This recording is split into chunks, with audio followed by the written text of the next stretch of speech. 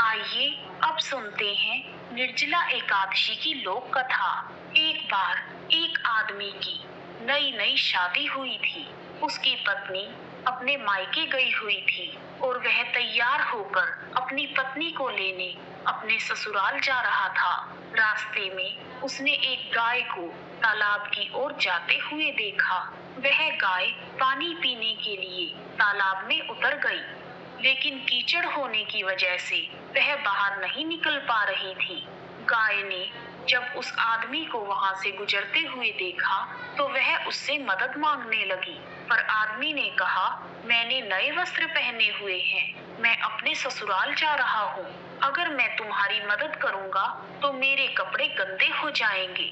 उसकी बात सुनकर गौ माता उदास हो गई और वह कीचड़ में धंसती जा रही थी। तब गाय ने उस आदमी को श्राप दिया कि अब से 8 पहर बाद तू गधा बन जाएगा। यह सुनकर वह आदमी डर गया और अपनी भूल के लिए गौ माता से माफी मांगने गया, लेकिन तब तक बहुत देर हो चुकी थी।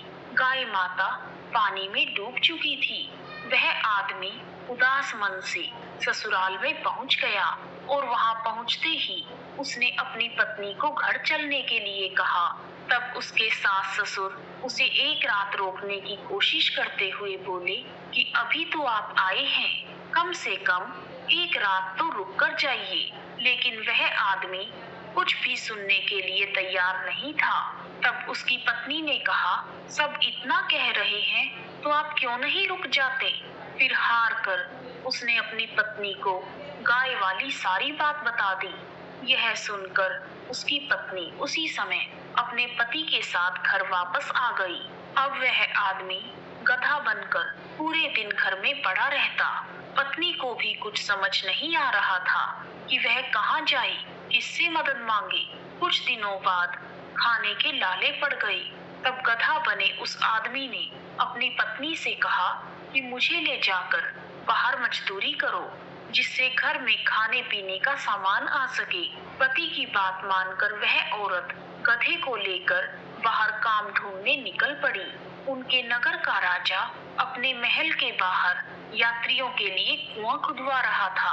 कुएं से निकली हुई मिट्टी को दूर फेंकने की मजदूरी का काम उस औरत को मिल गया, लेकिन वह औरत मिट्टी अपने सिर पर रखकर ही फेंकने के लिए जाती।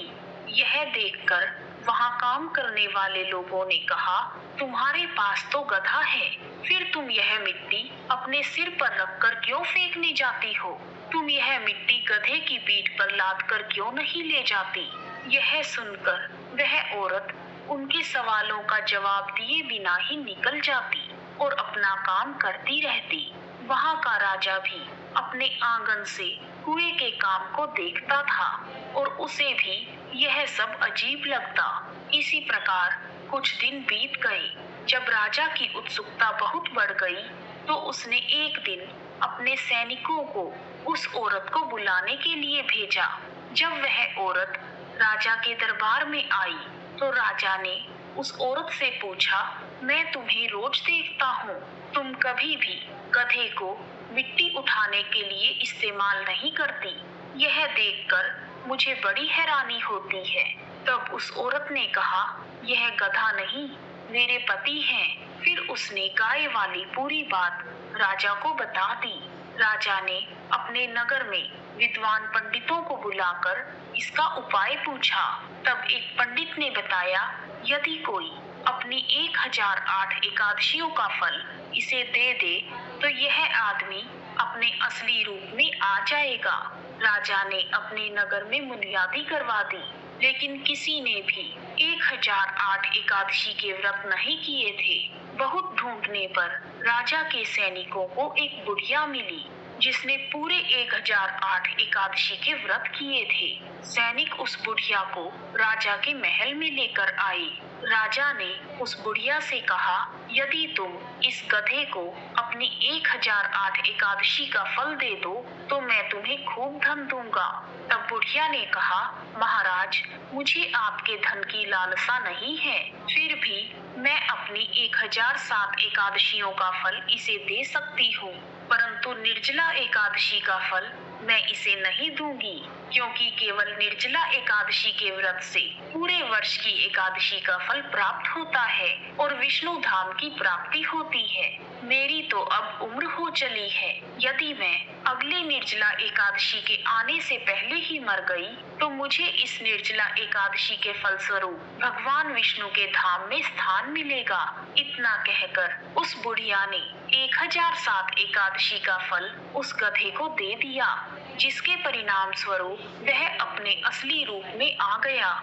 लेकिन एक एकादशी कम होने के कारण उसका शरीर तो आदमी जैसा हो गया, पर गधे की पूंछ नहीं गई। एकादशी व्रत और सभी एकादशियों में श्रेष्ठ निर्जला एकादशी का महत्व जानने के बाद वह पति पत्नी, राजा और नगर के सभी लोग हर एकादशी का व्रत करने लगे और एकादशी के व्रत के प्रभाव से उस आदमी की पूंछ भी चली गई और पूरा नगर सुख समृद्धि से भर गया। बोलो विष्णु भगवान की जय, एकादशी मैया की जय।